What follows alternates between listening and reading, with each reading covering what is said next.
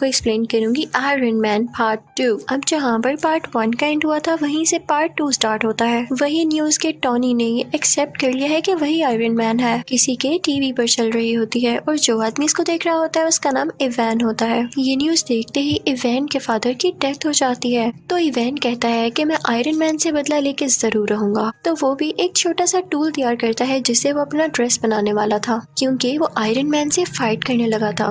अब कई दिन बाद इवैन का ड्रेस तैयार हो जाता है और वो उसे नाम देता है व्हिपलैश। उसमें ये पावर थी कि वो किसी भी मेटल को काट सकता था। फिर हम देखते हैं कि 6 महीने गुजर जाते हैं और टोनी कुछ लोगों से स्पीच कर रहा होता है। उसने अपना वही ड्रेस पहना होता है। वो बताता है कि मेरे फादर का ये ड्रीम था कि वो एक सिटी बनाए जिसमें एडवांस बिल्डिंग्स हो और काफी अच्छी टेक्नोलॉजी हो, लेकिन वो तो अपना ये ड्रीम पूरा नहीं कर पाए। अब मैं उनका ये ड्रीम पूरा करूंगा। और वो अपना ड्रेस सबको दिखाता है कि ये ड्रेस मेरी हेल्प करेगा। टोनी ये सब बातें करके वहाँ से निकल ही रहा होता है कि तभी उसके पास कुछ लोग आते हैं। वो टोनी से कहते हैं कि आपसे कुछ लोग कुछ बातें पूछना चाहते हैं। वो सब लोग ये चाहते हैं कि आप सुबह कोर्ट में आए। वो आपके ड्रेस के बारे में आपसे कुछ इन्वेस्टिगेशन करेंगे। जब टोनी कोर्ट जाता है तो उसे पता चलता है कि वहाँ पर तो आर्मी है। कोर्ट के सेनेटर उसे कह रहे होते हैं कि सूट तो तुमने काफी अच्छा बनाया है, लेकिन इतनी ज्यादा पावरफुल और खतरनाक चीज तुम्हारे पास नहीं होनी चाहिए। ये आर्मी को दे दो क्योंकि वो अपने सोल्जर्स की काफी अच्छी ट्रेनिंग कर सकती है इससे।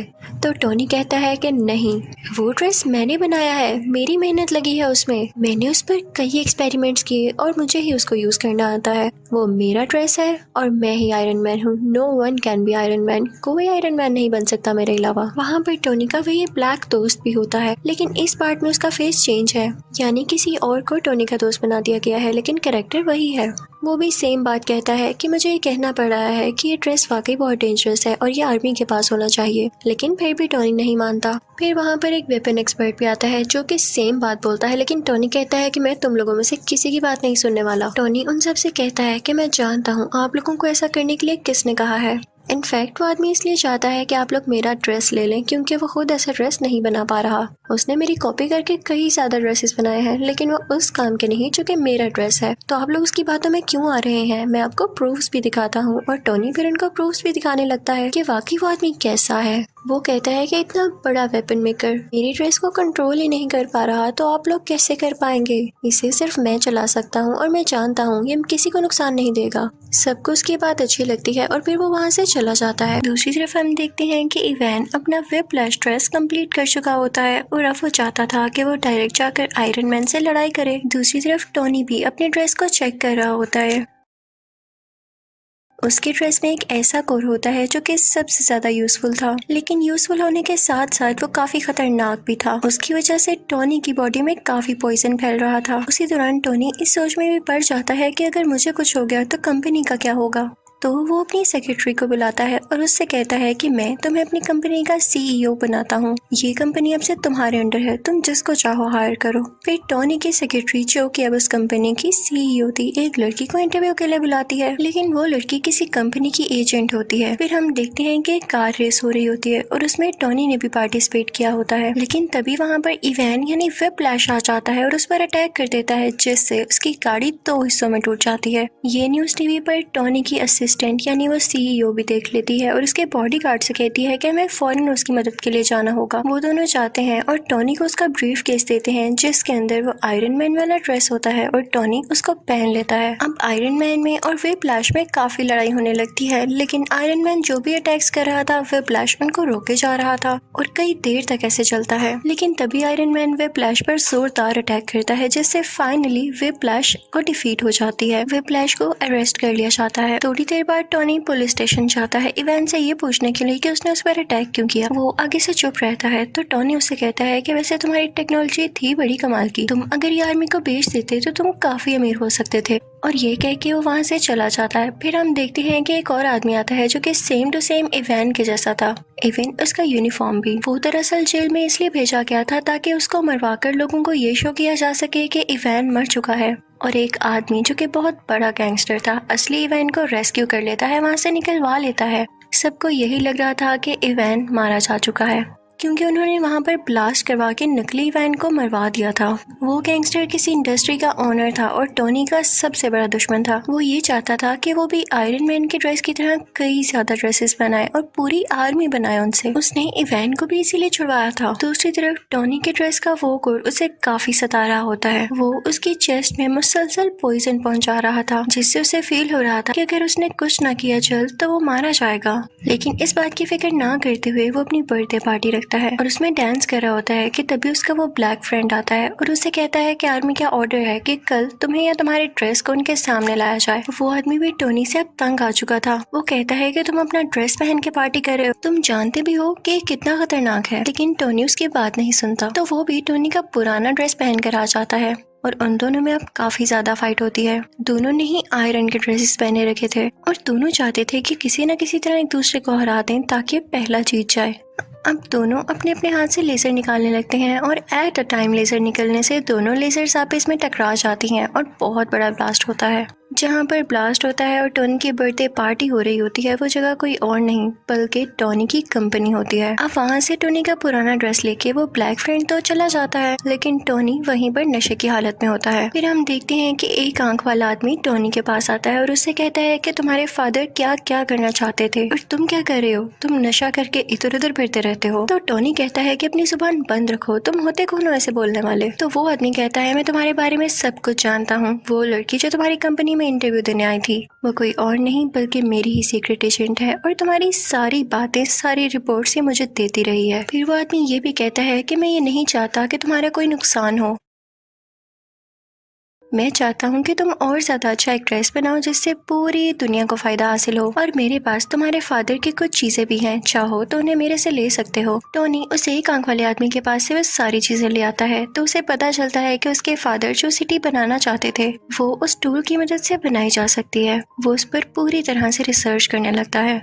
वहाँ पर उसको कोर्ट का पूरा डिजाइन भी नजर आ जाता है। वो उस पर थोड़ी सी और रिसर्च करता है और काफी चेंजेस करने के बाद बहुत ही ज्यादा एडवांस टूल बना लेता है और फिर उसी टूल से वो एक नया ड्रेस तैयार करता है जिसको नाम देता है मार्क 6। और साथ ही उसे इवैन की कॉल भी आती है जो कहती है कि मैंने तुम्हारे दुश्मन के साथ मिलकर एक काफी अच्छा ड्रेस तैयार कर लिया है। मैं वेट करूंगा उस दिन का जब तुम और मैं आमने सामने होंगे और देखते हैं कि कौन जीतता है। मैं आप लोगों को राज बताती हूँ कि इन लोगों ने वो ड्रेस किस तरह से तैयार किया। टोनी का वो पुराना ड्रेस जो कि टोनी का दोस्त आर्मी के पास लेके आया था, उस ड्रेस में इवैन ने और टोनी के दुश्मन ने कुछ चेंजेस किए और उसको और ज्यादा एडवांस बना दिया कुछ टेक्नोलॉजीज की मदद से, जो कि बहुत सारी वॉर्स लड़ सकता था और फाइट कर सकता था। अब दूसरी तरफ टोनी का दुश्मन लोगों से स्पीच कर रहा होता है कि मैंने आयरन सोल्जर्स बनाए हैं क्योंकि अब आयरन आर्मी का दौर है। दूसरी तरफ टोनी को भी पता चल जाता है कि इवैन किसी के साथ सच्चा नहीं है, तो वो जाता है अपने उसी दुश्मन के पास, उसी इंडस्ट्री के ओनर के पास और उसे जाके कहता है कि इवैन तुम्हारे साथ धोखा करेगा, वो तुम्हारी सारी आर्मी को अपने कब्जे में कर लेगा और वो सिटी पर अटैक कर देंगी। और ऐसे ही होता है। इवैन देखते ही देखते सब सूट्स को अपने काबू में कर लेता है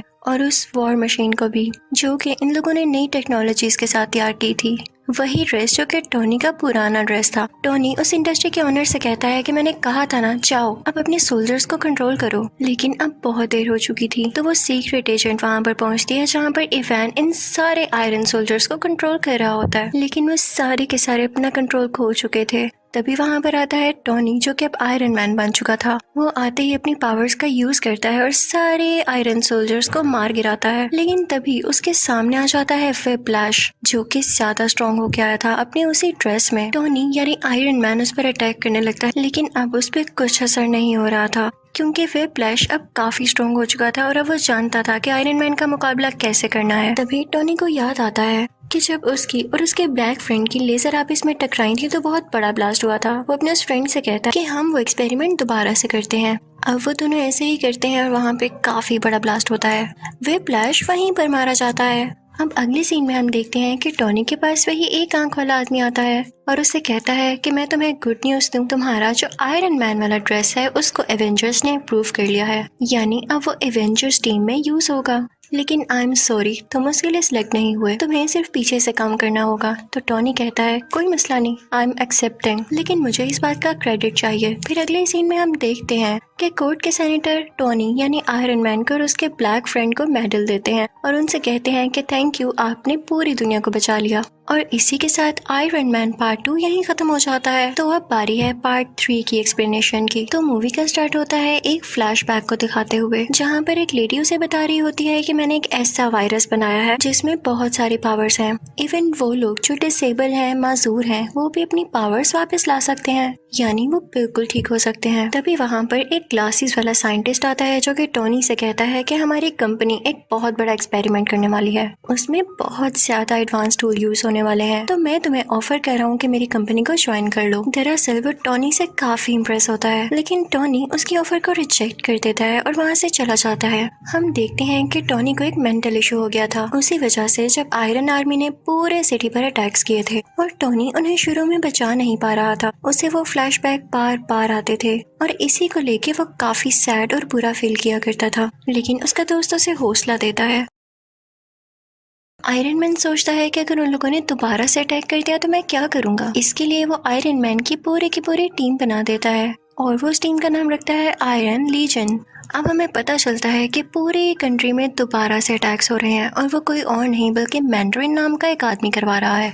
टोनी यानी आयरन मैन का एक बॉडीगार्ड भी उसी कंट्री में होता है जो कि उन अटैक्स की वजह से शदीद जख्मी हो चुका था। टोनी उससे बहुत प्यार करता था, इसलिए उसे गुस्सा आ जाता है। तो वो प्रेस कॉन्फ्रेंस करता है कि अगर ये अटैक्स ना रोके गए तो मैं उस मैंडरिन के साथ बहुत बुरी तरह पेश आऊंगा। लेकिन लगता है ये बात उसकी मैंडरिन को बिल्कुल पसंद नहीं आती। वो जनाब टोनी के घर पर ही अटैक करवा देता है, जिससे टोनी यानी आयरन मैन का घर पूरी तरह से तबाह हो जाता है। उस वक्त टोनी के साथ वही लड़की भी थी जिसने वो वायरस बनाया था जो कि डिसेबल लोगों को ठीक कर सकता था। आयरन मैन अपना ड्रेस पहनता है और उस लड़की को बचाकर वहाँ से ले जाता है, लेकिन आयरन मैन के सूट में एक एरर आ जाता है। जिस जगह उसने लैंड करना था वो वहाँ पर नहीं जाता, बल्कि किसी ऐसी जगह में गिर जाता है जहाँ पर स्नो फॉलिंग हो रही होती है। लेकिन स्टिल होप यानी उम्मीद अभी भी बाकी थी, क्योंकि उस सूट में पावर जो बाकी थी, वो चाहता तो उस जगह पर वापस जा सकता था जहाँ पर उसको जाना था। दूसरी तरफ पूरी दुनिया काफी सैड होती है, क्योंकि उनको ये लग रहा था कि टोनी मारा जा चुका है उस अटैक में जो कि उसके घर पर हुआ,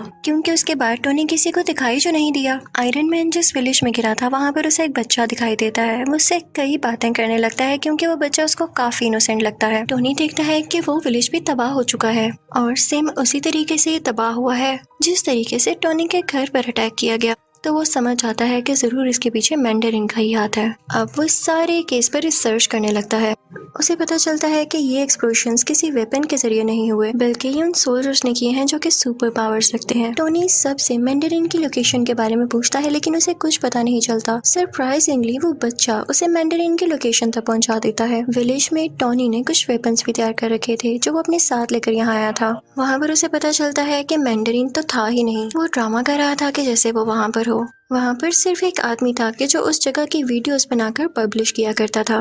फिर यहाँ हम देखते हैं कि वही ऐनक वाला साइंटिस्ट टोनी से मिलता है, और दरअसल ना तो उसको ऐनक लगी थी और ना ही वो उसका गेटअप था, वो भी उसका फेक गेटअप था। वो टोनी को बताता है कि मैंने वही वायरस यूज करके खुद की डिसेबिलिटी को खत्म कर दिया है और अब मैं काफी स्ट्रॉन्ग हो चुका हूँ। वो साइंटिस्ट टोनी को बताता है कि मैंने तुम्हारी दोस्त यानी तुम्हारी सेक्रेटरी को भी किडनैप कर रखा है। वो उसे उसका विजन दिखाता है कि ये देखो, ये अब मेरे कब्जे में है। वो दरअसल कहीं और पर किडनैप हुई होती है और ये सिर्फ उसकी इमेज होती है, एक होलोग्राम। अब वो लड़की जिसने वायरस तैयार किया था वो कई सालों से साइंटिस्ट के लिए काम कर रही थी, लेकिन जब उस साइंटिस्ट को पता चलता है कि ये टोनी से भी मिलने गई थी तो वो उस लड़की को वहीं पर शूट कर देता है। हम देखते हैं कि वो साइंटिस्ट काफ़ी अच्छी टेक्नोलॉजी यूज़ करता था, जिसकी वजह से उसकी लोकेशन कोई भी ट्रैक नहीं कर पाता था। वहाँ पर वॉर मशीन भी होती है जो कि टोनी का फ्रेंड चला रहा होता है, यानी वही आयरन सूट जो वो लेकर भागा था। लेकिन अब उस ड्रेस का नाम चेंज कर दिया गया था और ये उसी साइंटिस्ट ने किया था। दरअसल वो टोनी को ये बताना नहीं चाहता था कि ये वही ड्रेस है। वो उस ड्रेस को यानी वॉर मशीन को अपने पास ले आता है, लेकिन टोनी भी काफी पावरफुल था। वो वहाँ से जान छुड़ाकर भाग चुका था क्योंकि उसे मैंडरिन की लोकेशन का पता लगाना था। इसी दौरान टोनी को पता चलता है कि वो साइंटिस्ट वो एडवांस ड्रेस चुराकर यूएस के प्रेसिडेंट को मारना चाहता है और इसके लिए उसे कुछ भी करके उसे रोकना होगा। और इसी पर्पस के लिए वो साइंटिस्ट वहाँ पर पहुँच जाता है जहाँ पर वो प्रेसिडेंट होते हैं, जो कि किसी और कंट्री जाने के लिए तैयार हो रहे थे। वो उसे किडनैप कर लेता है और अपनी सीक्रेट लोकेशन पर ले आता है जहाँ पर कोई नहीं पहुँच सकता था। लेकिन टोनी वहाँ पर पहुँच ही जाता है क्योंकि उसकी हेल्प की थी उस छोटे बच्चे ने, और टोनी था भी बहुत टैलेंटेड। टोनी वहाँ पर जाकर सारे बाकी पैसेंजर्स को भी बचा लेता है। लेकिन जब बारी आती है प्रेसिडेंट को बचाने की, तो इतनी ही देर में वो साइंटिस्ट उसे लेकर वहाँ से जा चुका होता है और वो नाकाम रह जाता है प्रेसिडेंट को बचाने में। लेकिन हमें ये जरूर पता चल जाता है कि साइंटिस्ट की सीक्रेट लोकेशन क्या थी। ये समंदर के पास एक खुफिया जगह थी, और ये प्रेसिडेंट को यहाँ पर पता है क्यों लाया था, क्योंकि ये उनकी डेथ पूरे सोशल मीडिया के सामने लाइव दिखाना चाहता था, जिससे इसको पॉपुलैरिटी मिलती, यानी ये मशहूर हो जाता और लोग इससे डरने लगते। और प्रेसिडेंट को पकड़ना इतना आसान नहीं हुआ था, बल्कि प्रेसिडेंट के नीचे जो बंदा होता है यानी वाइस प्रेसिडेंट, उसने जेलसी में आकर प्रेसिडेंट की किडनैपिंग में उस साइंटिस्ट की हेल्प की थी। उसने ये लालच में भी किया था क्योंकि उसकी एक डिसेबल बेटी थी जिसको साइंटिस्ट ने वही वायरस देकर ठीक कर दिया था। अब हम देखते हैं कि टोनी और उसका ब्लैक फ्रेंड उसी जगह पर होते हैं जहाँ पर वो साइंटिस्ट होता है, यानी समंदर के पास वाली खुफिया जगह में। टोनी अपने दोस्त को कहता है कि मैं अपनी असिस्टेंट यानी सीईओ को बचाऊंगा और तुम जाकर प्रेसिडेंट को बचाना। फिर हम देखते हैं कि आयरन मैन उस आदमी के सामने पहुंच चुका है, यानी उस साइंटिस्ट के सामने। उन दोनों में काफी फाइट होती है, दोनों ने ड्रेसेस पहन रखे थे। और दूसरी तरफ वो ब्लैक फ्रेंड भी प्रेसिडेंट को बचा देता है और उन्हें भी आयरन ड्रेस पहनाकर सेव कर लेता है और कहता है आप यहाँ से चले जाएं अभी के लिए। आयरन मैन भी उस सीईओ को यानी अपनी दोस्त को बचा लेता है, लेकिन बचाते बचाते वो नीचे गिर जाती है जहाँ पर बहुत ज्यादा आग लगी होती है। टोनी यानी आयरन मैन डर जाता है कि ये तो जल जाएगी अब, लेकिन एक मजे की बात ये थी कि उस साइंटिस्ट ने इसके अंदर भी वो वायरस इंजेक्ट कर रखा था, जिसकी वजह से उसे आग से कुछ नहीं होता और वो ठीक हो जाती है। ये तो इनके लिए प्लस पॉइंट हो गया था। अब हम देखते हैं कि टोनी यानी आयरन मैन जाता है उसी साइंटिस्ट के पास। उन दोनों में काफी ज्यादा फाइट होने लगती है, लेकिन जब वो देखता है कि इस पर ना तो मेरी आर्मी का कोई असर हो रहा है ना तो मेरे अटैक्स का, तो उसके पास एक आइडिया आता है। वो अपना ड्रेस उतारता है और उसे साइंटिस्ट को पहना देता है, और उस ड्रेस में एक खास बात ये थी कि वो अपने आप को ही ब्लास्ट कर लेता था, और टोनी भी ऐसा ही करता है, वो ड्रेस ब्लास्ट हो जाता है। लेकिन वो साइंटिस्ट बहुत चालाक था, उसने भी वो वायरस अपने अंदर इंजेक्ट कर रखा था, जिसकी वजह से वो सरवाइव कर जाता है और उसे कुछ भी नहीं होता। बस इतना है कि वो जल चुका था, लेकिन स्टिल उसमें अभी भी पावर थी काफी ज्यादा। और तभी वहाँ पर वो सीईओ भी आती है और वो साइंटिस्ट को पूरी तरह से मार देती है, जिससे फाइनली वो मर जाता है। फिर वो सीईओ आती है टोनी के पास, वो दोनों गले लगते हैं और कन्फेस करते हैं कि वो एक दूसरे को पसंद करते हैं। उधर टोनी अपनी बाकी आयरन आर्मी को भी ऑर्डर देता है कि खुद को ब्लास्ट कर लो, और ऐसा ही होता है। आसमान में लग रहा होता है जैसे फायरवर्क्स चल रहे हों। फिर नेक्स्ट सीन में हम ये भी देखते हैं कि पुलिस ने नकली मैंडरिन और उस वाइस प्रेसिडेंट को भी अरेस्ट कर लिया है। फिर हम देखते हैं क्योंकि टोनी यानी आयरन मैन काफी मशहूर हो चुका था, तो दुनिया के बड़े बड़े सर्जन्स उसका ऑपरेशन करते हैं। उसमें जो मेटल के पीसीस होते हैं वो उसको निकाल देते हैं। ये बहुत ही बड़ी गुड न्यूज थी, यानी ना उसे किसी टूल की जरूरत थी, ना उसे किसी कोर की, ना ही ड्रेस की जरूरत थी उसे जिंदा रखने के लिए। वो उस टूल को पानी में फेंक देता है और उसकी दोस्त यानी सीईओ को भी ठीक कर दिया जाता है। यहाँ पर इस मूवी की हैप्पी एंडिंग हो जाती है। आई होप आपको ये तीनों पार्ट्स अच्छे लगे होंगे। Thank you for watching. Video को लाइक करें और ऐसी मजेदार वीडियो के लिए चैनल को सब्सक्राइब करें।